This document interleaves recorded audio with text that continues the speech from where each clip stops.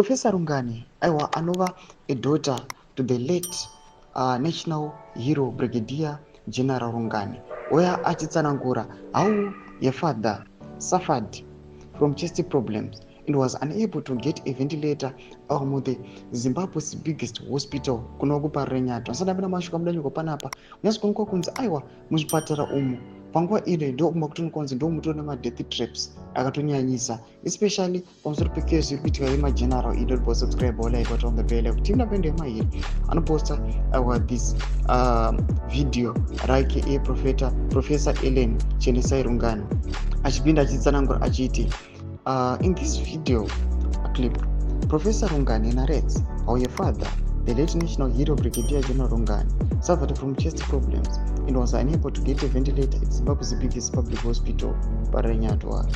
The truth of the matter is that the collapse of the public health system will affect anyone and everyone, including those who chanted 2030 forever.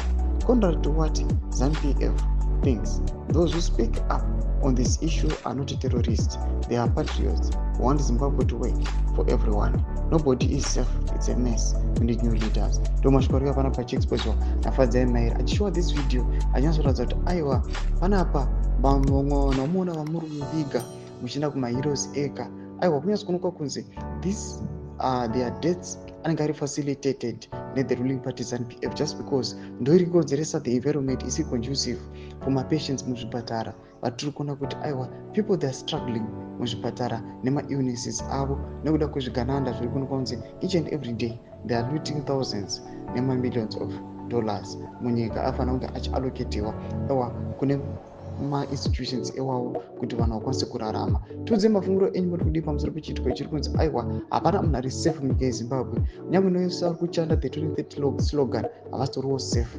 Muna comment section medu, subscribe or like, turn on the bell icon.